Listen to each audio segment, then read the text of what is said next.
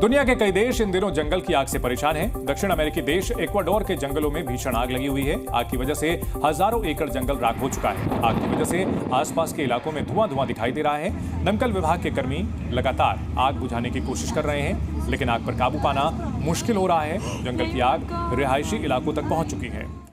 इसकी वजह से लोगों को काफी परेशानी का सामना करना पड़ रहा है।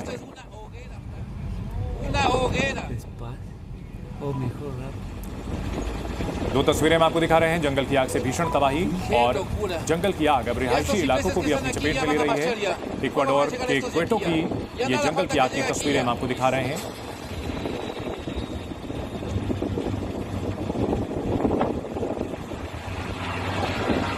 Creció más, señores, miren, creció más el fuego. Ahora गृह मंत्री अमित शाह ने महाराष्ट्र में होने वाले विधानसभा चुनाव से पहले कमान संभाल ली है। अमित शाह आज कोल्हापुर और नासिक में पार्टी कार्यकर्ताओं से मुलाकात करेंगे। इस दौरान आगामी विधानसभा चुनाव पर बैठक करेंगे। मंगलवार को नागपुर में अमित शाह ने बीजेपी नेताओं के साथ बैठक की। इस दौरान विधानसभा चुनाव पर चर्चा की गई। अमित शाह ने कहा, महाराष्ट्र विधानसभा चुनाव में बीजेपी ही सरकार बनाएगी। जम्मू कश्मीर विधानसभा चुनाव के लिए कांग्रेस ने अपना प्रचार प्रसार और तेज कर दिया है। कांग्रेस सांसद राहुल गांधी आज जम्मू कश्मीर में 2 रैलियों को संबोधित करेंगे। वहीं जम्मू के त्रिकुटा नगर में राहुल चुनावी जनसभा को संबोधित करेंगे। इसके बाद राहुल गांधी की दूसरी रैली सोपोर में है। यहां पार्टी उम्मीदवार के लिए वो वोट मांगते भी नजर आएंगे।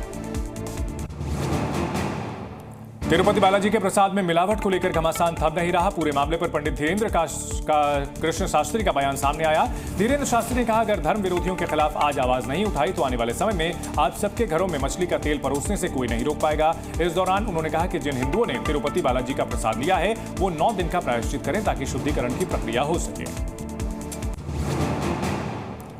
तिरुपति प्रसादम लड्डू के मामले में अब सुप्रीम कोर्ट में जनहित याचिका दायर की गई है। बीजेपी नेता सुब्रमण्यम स्वामी ने जनहित याचिका दायर की। सुब्रमण्यम स्वामी ने मुख्यमंत्री चंद्रबाबू नायडू के द्वारा लगाए गए मिलावट के आरोपों की जांच करने की मांग की है। उन्होंने कोर्ट से अनुरोध किया कि वो आंध्र प्रदेश सरकार को लड्डू बनाने में इस्तेमाल किए गए घी के स्रोत और नमूनों पर विस्तृत रिपोर्ट दाखिल करने के निर्देश दें। जीएसटी दरों में बदलाव को लेकर आज गोवा की राजधानी पणजी में काउंसिल की बैठक होगी। बैठक में टैक्स स्लैब और दरों में बदलाव पर चर्चा हो सकती है। बिहार के उप मुख्यमंत्री सम्राट चौधरी की अध्यक्षता में 6 सदस्यीय मंत्री समूह की पिछली बैठक 22 अगस्त को हुई थी। जीएसटी काउंसिल की इस बैठक में जीएसटी दरों को तार्किक बनाने के फैसले पर निर्णय होने की उम्मीद थी। जीएसटी रेट रैशनलाइजेशन के लिए बने मंत्रियों के समूह ने काउंसिल की बैठक में 2 स्टेटस रिपोर्ट पेश की थी।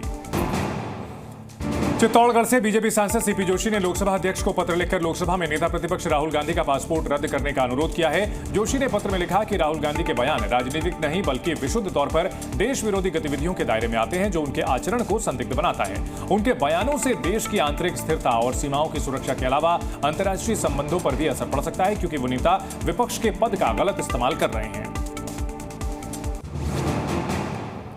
फोन टैपिंग के मामले में राजस्थान के पूर्व मुख्यमंत्री अशोक गहलोत के ओएसडी रहे लोकेश शर्मा से आज दिल्ली क्राइम ब्रांच पूछताछ करेगी। पूछताछ को लेकर लोकेश शर्मा दिल्ली पहुंच चुके हैं। आपको बता दें कि पिछले साल क्राइम ब्रांच की पूछताछ के बाद एक प्रेस वार्ता के दौरान लोकेश शर्मा ने अशोक गहलोत पर फोन टैपिंग के माफ कीजिएगा बड़े आरोप लगाए थे, जिसमें उन्होंने गहलोत पर सबूत नष्ट करने को लेकर ऑडियो क्लिप वायरल करवाने जैसे कई बड़े गंभीर आरोप भी लगाए थे।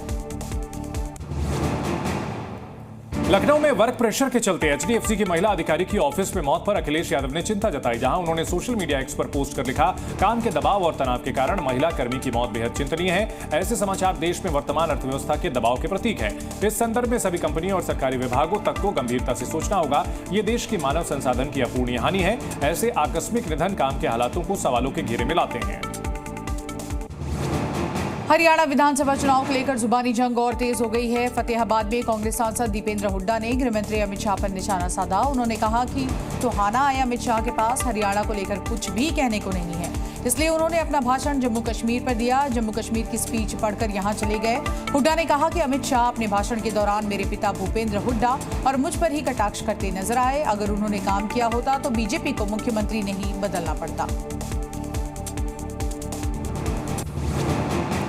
योगी के जम्मू कश्मीर दौरे और लखनऊ में नाबालिग से रेप मामले में पीडीपी प्रमुख महबूबा मुफ्ती ने सीएम योगी आदित्यनाथ पर जोरदार हमला बोला। उन्होंने कहा, लखनऊ में नाबालिग लड़की के साथ रेप होना दुखद घटना है, लेकिन वो बुलडोजर अब यहां पर आएंगे बुलडोजर की कहानी सुनाने के लिए, जिनके ऊपर अयोध्या में श्री राम ने उनकी सीट पर बुलडोजर चला दिया, जिन्होंने यूपी में कुछ नहीं किया, वो अब यहां पर आएंगे और घंटी बजाएंगे। इसी के साथ उन्होंने कहा कि जम्मू कश्मीर में अगली सरकार धर्मनिरपेक्ष होगी। पहले फेज के चुनाव में पीडीपी नंबर 1 पार्टी के तौर पर उभरी है। जी न्यूज़।